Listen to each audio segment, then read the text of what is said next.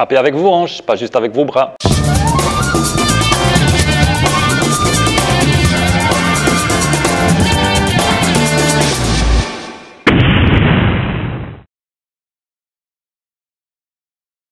Bonjour à tous et bienvenue dans cette nouvelle vidéo. Pour donner de la puissance à un coup de poing, il faut utiliser un petit peu plus que la simple force de notre bras. En karaté, pour donner un tsuki, on met beaucoup l'accent sur le travail des hanches. Aujourd'hui, je vais vous montrer un exercice où on va utiliser deux positions du Goju Ryu pour améliorer notre mouvement de hanche. Avant de commencer, petit aparté sur le rôle des positions en karaté. On entend souvent que les positions en karaté, elles servent à renforcer les jambes. Ce n'est que partiellement vrai, c'est-à-dire que effectivement, les positions en karaté vont renforcer les jambes, mais si votre but est vraiment d'avoir des jambes plus puissantes, plus musclées, vous pouvez également aller faire des squats, aller dans une salle de fitness, soulever des poids, hein, ou alors faire du cyclisme, ou alors faire du foot. Les positions du karaté, elles servent surtout à nous apprendre à utiliser notre centre de gravité de manière optimale lorsqu'on se déplace. Elles nous permettent de mieux appréhender la manière dont on utilise le poids de notre corps lorsqu'on bouge et lorsqu'on donne nos techniques. Alors ça ne veut pas dire qu'on ne peut pas utiliser ces positions de manière statique, on peut tout à fait le faire pour effectivement renforcer les jambes. Ça fait travailler le mental également, okay, vu que certaines positions elles sont vraiment pénibles à tenir longtemps. Mais ne faites pas une fixation là-dessus et concentrez-vous plutôt sur les transitions entre différentes positions. C'est justement la transition d'une position à l'autre qu'on va utiliser pour l'exercice d'aujourd'hui.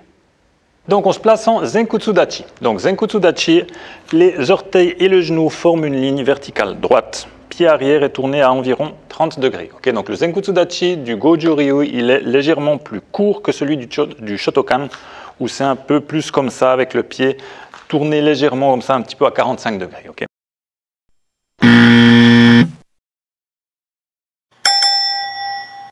Donc on se met dans notre position de Zenkutsu Dachi. Et de là, on passe en position Shikodachi en bougeant juste cette jambe arrière. Okay. Donc on est ici et on fait juste ceci. Donc Shikodachi, genou bien retiré vers l'arrière comme ceci. De là, on se met en Kamae, position Kamae. Et on va, à partir de là, revenir en Zenkutsu Dachi d'un coup sec tout en donnant un Gyakutsuki. Ok. Ok. Et on revient. Ok. Donc lorsque vous donnez votre coup, faites bien attention ici à bien utiliser, à bien tendre cette jambe arrière. Okay. Profitez de la force de cette jambe arrière pour donner une impulsion aux hanches qui vont à leur tour lancer le bras en fait. Donc le bras ici, hein, de nouveau, vous n'utilisez pas les muscles du bras. Okay. Ici le bras vous le lancez, c'est comme un fouet. Okay. De là, vous le lancez, faites juste attention qu'il suive une trajectoire rectiligne, ok, et à ne pas décoller le coude.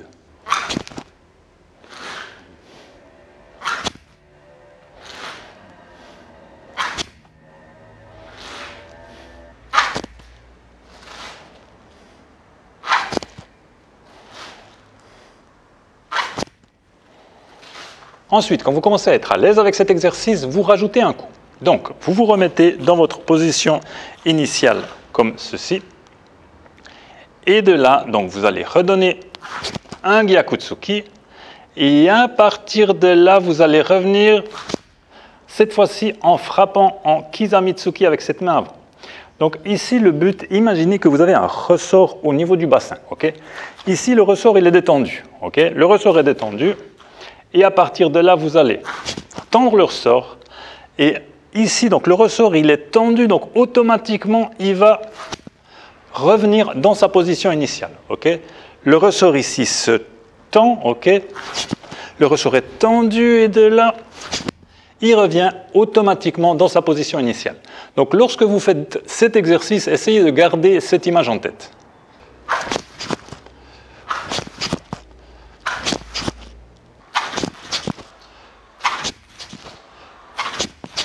Lorsque vous êtes plus à l'aise, vous pouvez rajouter 1, voire 2, voire plus de coups de poing.